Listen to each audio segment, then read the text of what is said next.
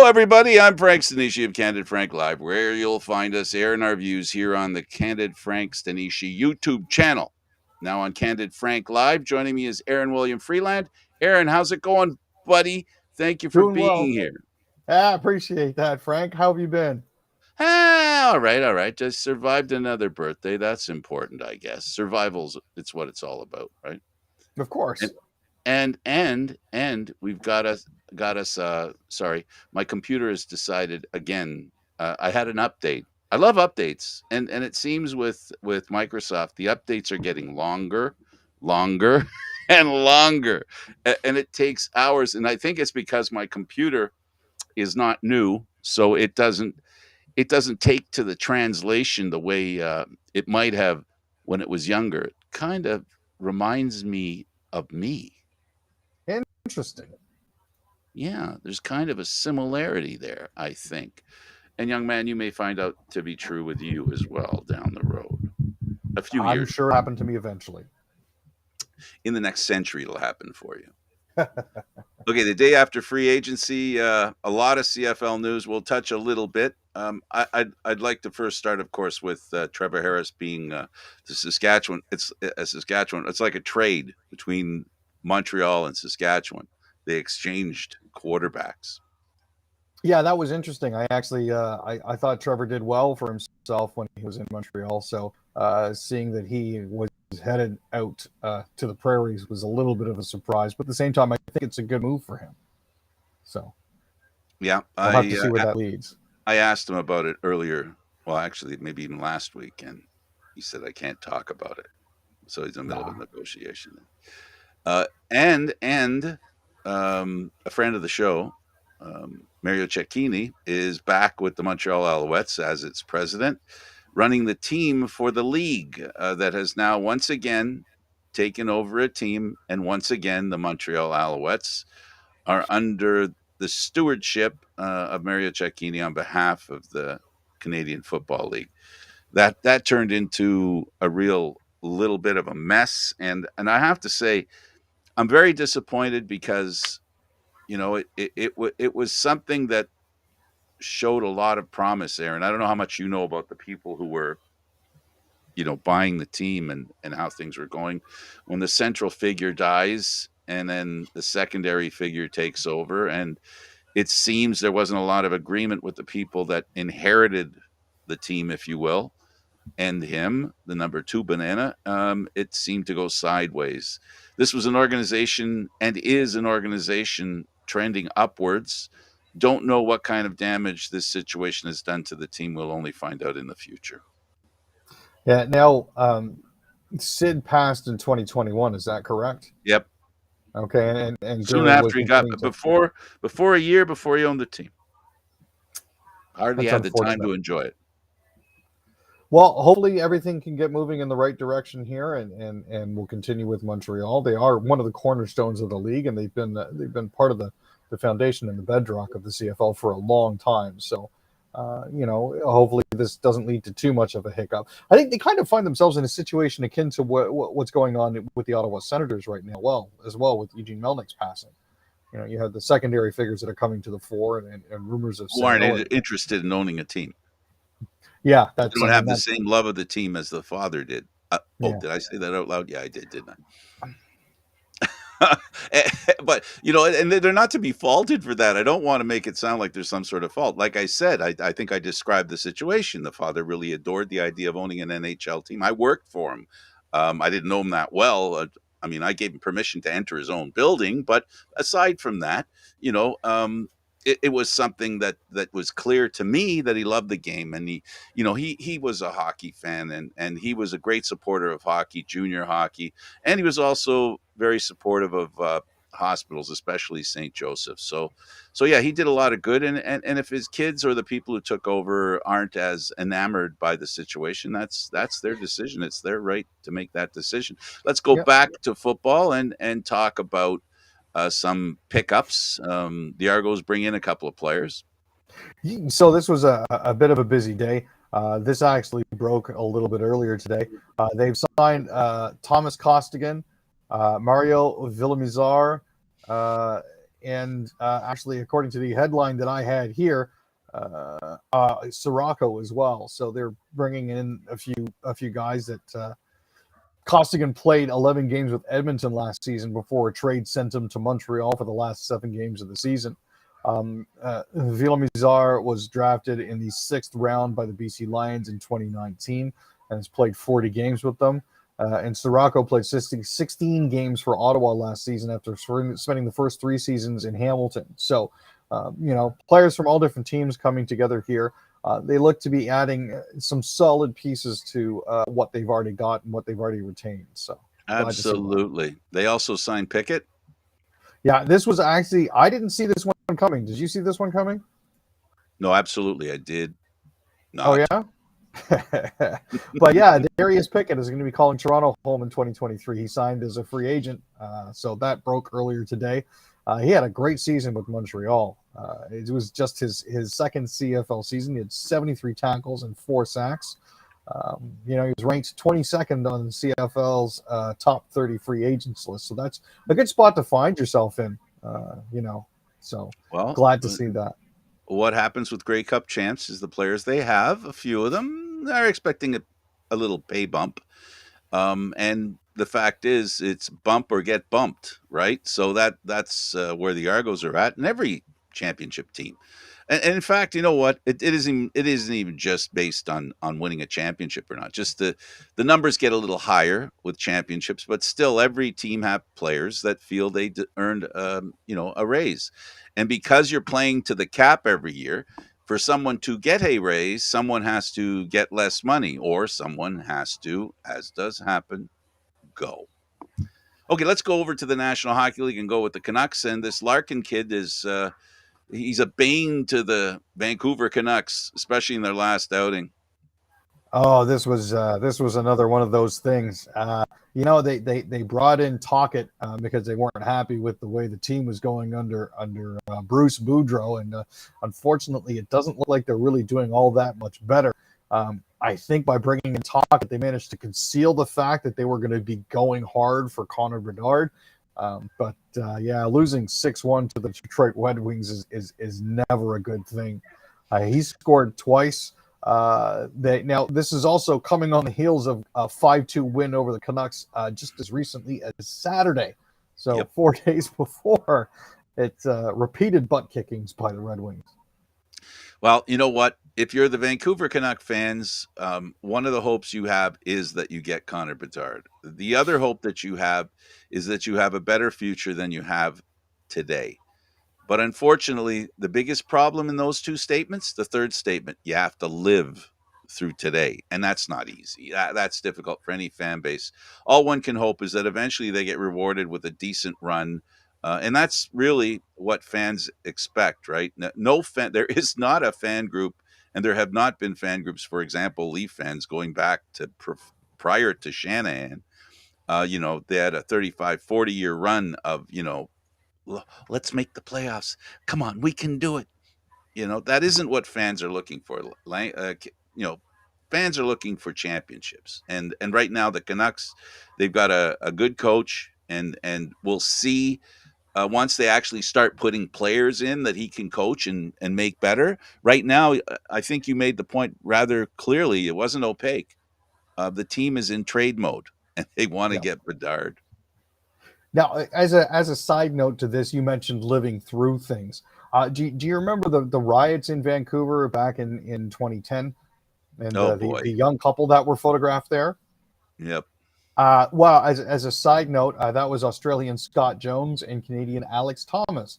They are actually still together, living in Perth, Australia, and just welcomed their second child. So I think it's very kind of cool that they managed to live through that, and they're still going. And moved Their on. love of the Canucks still continues, but unfortunately, Vancouver's not really doing quite as well as they Great are. fan base, Canadian city. Anybody who doesn't know it isn't paying attention. We love all our Canadian teams here on Candid Yeah. Frank Live. We hope the best for all our Canadian teams. And speaking of Canadian teams, two of them were playing each other: the Flames and the Senators. Now, this was a game that appeared to be a little bit out of reach. I'll be honest with you. I tuned into the game after getting back from Monday Night Hockey and saw that they had actually won. When I'd left to go play hockey, the Senators were down. I believe it was 3-1 at that point, but they did manage to come back, and Stützle potted one in overtime to help them win. So that's pretty awesome. Sogard has only played 3 games in the NHL. This is his first win on home ice. He was forced into action after their main goalie, unfortunately, suffered 2 blown MCLs in his knees. So it's a tough situation to be thrown into, but glad to see Sogard pulled it off for them. Big story, Jets cracking Seattle. Yeah, they actually finally have managed to put together a miniature win streak here. They beat the Kraken 3-2 in a shootout. This is their 3rd straight win. PLD didn't feel rusty, thank goodness. Both Dubois and Mark Scheifele scored in the shootout to give the Jets a 3-2 victory over the Kraken on Tuesday. So glad to see that. Dubois also got to play the hero during regulation time when he got the tying goal at 9:39 of the third. You know, Aaron, if you're the Ottawa Senators, you're on a good run. If you're the Islanders, the opposite of the Vancouver Canucks is you made a trade to improve the team and head towards the playoffs. It started good, but it's starting to roll the wrong way for the Islanders. They lost 3-2 to Vancouver. What happened there? I mean, to Ottawa. What happened there? Rookie goaltender Mandolese was actually put into net to give Sogard the night off, as it was the second night of a back-to-back for them. Stützle and Batherson each scored in the shootout, and they won in the shootout again over the Islanders 3-2. So Stützle and Tkachuk each had a goal and an assist during regulation time, and Kevin Mandolese, the goalie, finished with 46 saves. This is their 6th win in 7 outings. So speaking of teams that are looking to get Bedard, this seems to be hurting their chances. While it's inspiring for fans, I don't think they're exactly doing themselves any favors. Leaf star Aston Matthews eyeing Wednesday return for knee sprain. Good news for the Leaf fans. I'm ignoring the great game by Montreal. Okay, we'll talk about that after this. Well, I was going to say we don't have to talk about that if you don't want to. But Austin Matthews is looking to make his comeback tonight against the Chicago Blackhawks. So he's been out of the lineup since spraining his knee in warm-ups back on January 25th. So they decided that 3 weeks and time off over the break would be good. He was saying, I want to see how everything looks on Wednesday morning. He went out for the skate today. Everything appeared to be fine. DailyFaceoff.com, an invaluable source of news when it comes to this sort of thing, does actually have him listed. So it looks like he is going to be good to go for today. So that'll be something to tune into in about another 45 minutes or so. But he's listed as being on the first line with Nylanders and Bunting again. The team that's going to be playing the Leafs played Montreal, and they're coming to Toronto after experiencing a black and blue Blackhawk game. Canadians crushed Blackhawks 4-0. Yeah, they actually scored 3 goals in the third period to make it 4-0. Chicago's been having a rough season this year. Players they brought in to help haven't exactly been helping. Joel Armia got 1 goal and an assist, while Jonathan Drouin collected 3 assists. Barron, Savard, and Dvorak also scored as the Canadians got their third straight win, after coming back from the All-Star break. So now a lot of the players on Montreal said it really wasn't pretty, but Jake Allen did get 22 saves to bank his first shutout of the season, so that's something. Good for them. And they're a Canadian team. We root for Montreal too. Yeah. As much as we possibly can. Oh, on a side note, the starting goaltender for Chicago tonight in Toronto is going to be Peter Mrazek. Against Toronto. Against Toronto, yes. Peter Mrazek. That name sounds familiar.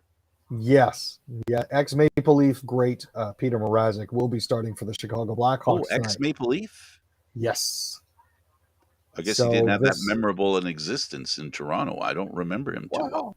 well, he played a few decent games, but he was off out with injury for about 6 weeks. Came back, out again, back for a game, out again. So I think I'm his either looking at nickname a in Toronto was Mr. Forgettable.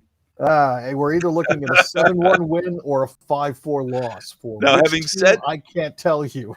having said what I said, I hope I didn't curse the poor baby Leafs there, because you know what, he's going to come in, and all that kidding aside, and he's going to come in on fire. He's played good games against Toronto, and he did play the odd good game for Toronto. We're just going to find out which of those he's going to have tonight against the Maple Leafs. It'll be Yeah. curious. The question is it the Peter Mrazek that made us try to get him from Carolina that's going to show up, or is it the Peter Mrazek at the end of his tenure being overshadowed by another goalie who is not doing so well with another team? So, And therein lies the reason, Aaron. That's why goaltenders don't make that much money in the National Hockey League, because you can tend to overpay them because they're so volatile. Goaltenders are volatile. Now, on that same token, the volatility speaks to upward trending, right? As well as downward trending. So goaltenders, you can't go by their salary. They don't play according to their salary, even No. less than players do up front. You know what I mean? You can't judge a goaltender by his salary. You can judge a few players by their salary. Like, I think it's safe to say that when you signed Crosby, you had an idea of what you were going to get. But with goaltenders, it isn't the same for the majority of No. them. It's No. almost futile to pay a goaltender a lot of money. That's what it seems like, anyway. As a friend of mine is fond of saying, goalies are voodoo, wizardry, and BS. Most of them don't mature until they're at least 26 or 27 years of age, which is technically speaking late for a hockey player. And you honestly never really know what you're going to get. I mean, when you look at the goalie salaries in the NHL, the top 30 salaries range anywhere from $10.2 million over 3 years to $84 million over 8 years for Carey Price. So it's some of the biggest contracts in hockey. There was a goaltender who played for Buffalo, earned a lot of money, played like 2-3 years, and then was done, toast. And he had a big contract. So yeah, goaltenders and salaries aren't very reliable. Long-term contracts on goalies, I think time has proven that it's not a very good idea. Hey, let's switch over to the news, and there's a lot going on here in Canada. There's a lot going on everywhere in the world, but we'll stick to Canada for a moment.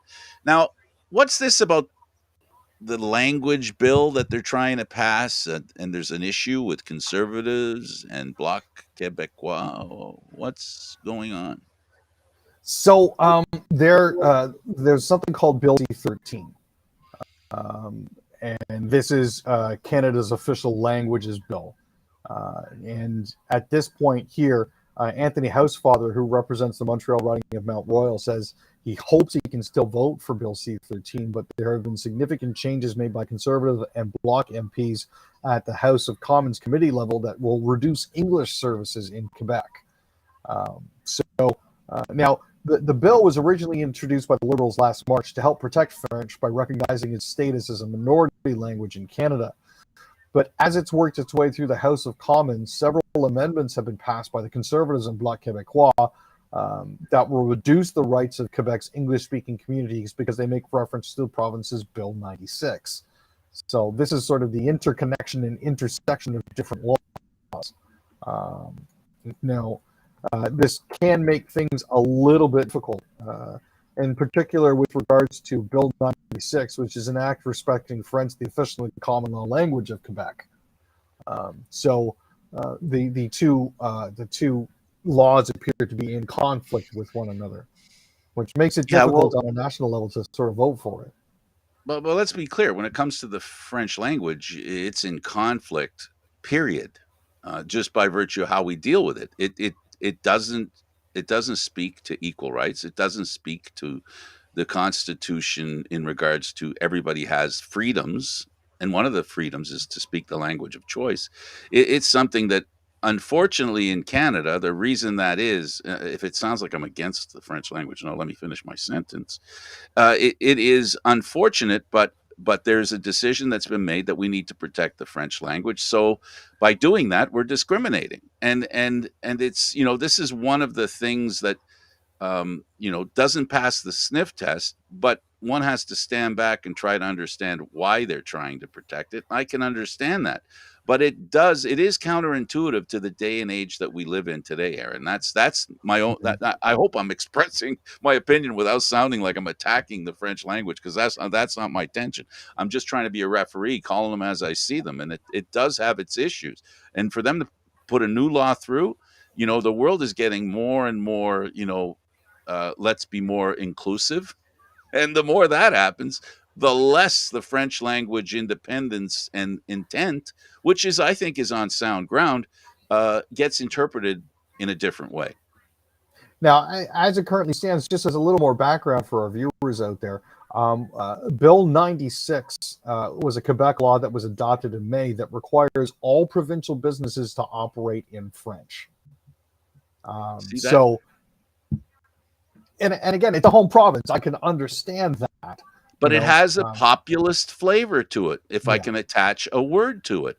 And that's the problem. In this day and age, that kind of populist, and it's not really populist, but I think you know what I mean. When a group of people say, hey, look, all of you have to talk and behave the way I want, it doesn't play well in the general society if one speaks about freedoms and stuff like that.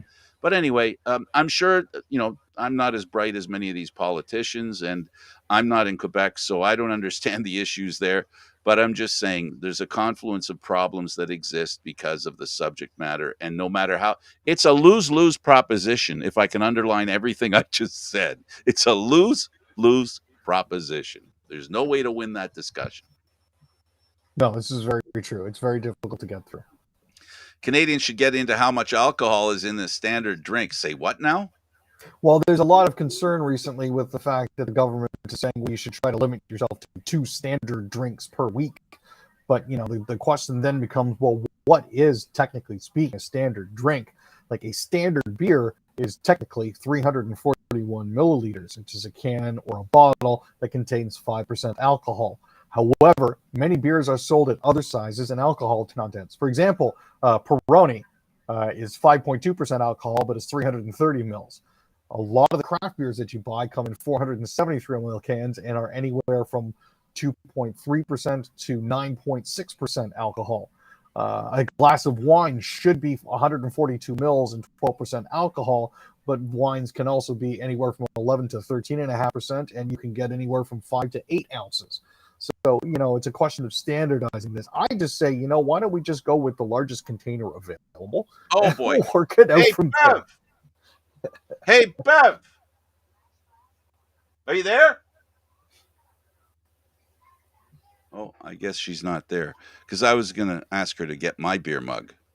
To your point, I'll have to show it. I have a 32 ouncer. Yeah, we'll show it next time. We have the same mug.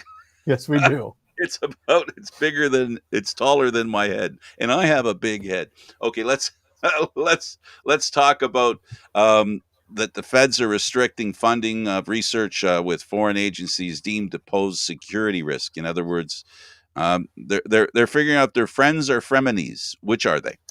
Yes, exactly. This is one of those friend or foe, what are we funding sort of things that they're going to be doing here. Specifically, they're cutting off ties with some of the agencies and groups in Russia and China specifically. And, as it currently stands, there's a lot of gray area in there, but the minister has said that, and this is François-Philippe Champagne, Health Minister Jean-Yves Duclos, and Public Safety Minister Mario Mendicino are all working with this to try to sort everything out. Let's talk about assault rifles, and there's some confusion led by a gun control group. So there's a gun control group that's pushing for stricter laws here. But the unfortunate thing is that there's a lot of disinformation that anti-gun control groups are putting out there, which muddying the waters around the issue. Okay, let's leave it there, Aaron. We got to go. It was a lot of fun. Thank you so much. Appreciate that, Frank. Thanks. Thank you, Aaron. For Aaron William Freeland, I'm Candid Frank Stanisci. Thank you for watching Candid Frank Live, Aaron, Mondays, Wednesdays, and Fridays at 6 p.m. Please watch our shows along with Candid Frank Live, CFL Talk, NLL Lacrosse Talk on the Candid Frank Stanisci YouTube channel. Thanks for watching, everybody. Got to go now.